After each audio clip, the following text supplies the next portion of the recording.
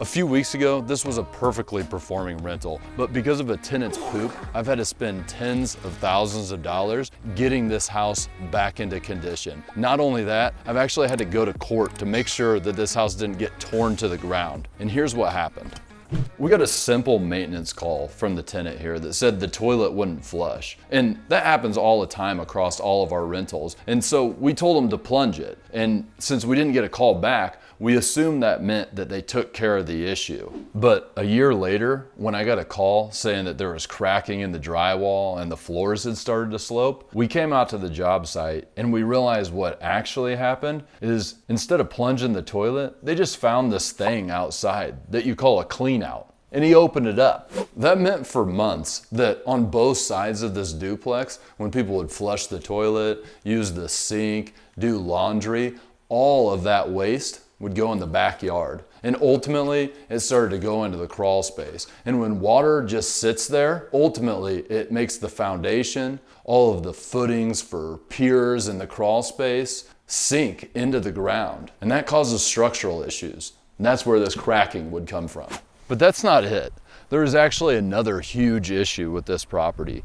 It was the low spot in the neighborhood, and the stormwater drainage wasn't working all that well in this neighborhood. And that means that every time it rained, all of the water from this neighborhood would get washed into this property, and it would just sit there because there's no way for it to get out.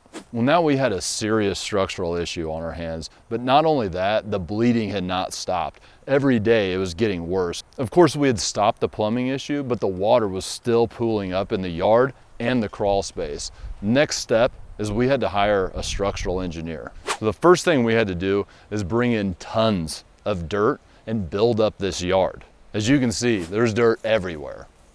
Now that stopped the water from being able to pool up in the yard, but it created another problem. See, we built up this yard by inches, and now the dirt was built up too high on the wall.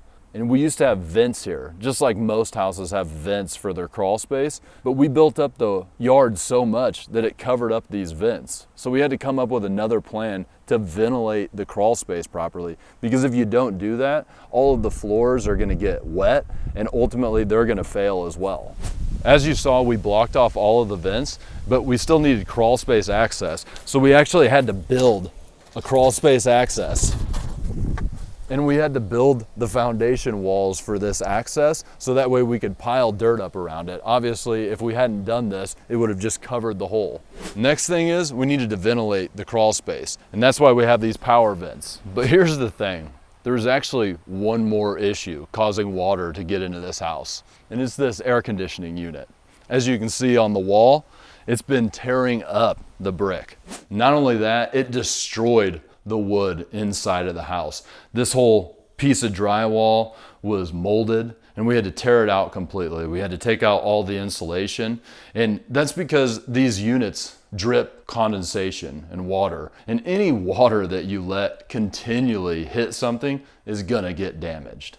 Now that was only one area where we had to do that. We actually had to do that throughout the whole property, both units. And basically when the engineer came in, what they said is that we needed to find every area where wood was damaged at all and take the drywall off or the floors. We had to replace multiple floor joists throughout the property. We had to replace some of the beams. We had to replace the piers that held up those beams and the footings underneath.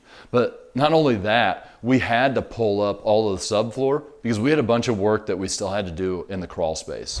Knowing that this is the low spot of the neighborhood, we still had to be concerned about water getting into the crawl space because water's still gonna hit even that heightened yard that we built up. Ultimately, when that water saturates, we knew that it might still get into the crawl space. So the first thing that we did is we put a bed of gravel across the whole crawl space. And on top of that, we put all of this black plastic.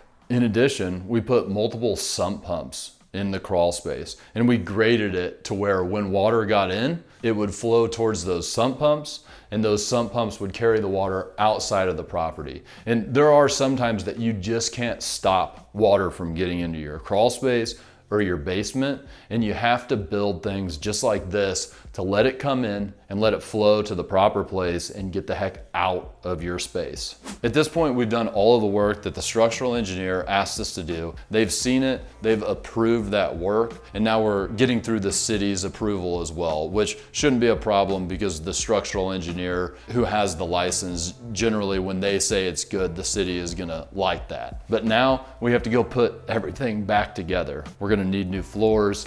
Obviously, we're gonna need new kitchen, we're gonna need new bathrooms, and this is ultimately gonna end up being maybe an $80,000 renovation. And remember when we started, this was a performing rental. Certainly wasn't the nicest in our portfolio, but it was working. And you just gotta know, as a real estate investor, sometimes these things happen, and you need to make sure that when you're getting that rent money every month, some of that is getting put aside in an escrow account for capital expenditures, just like this one.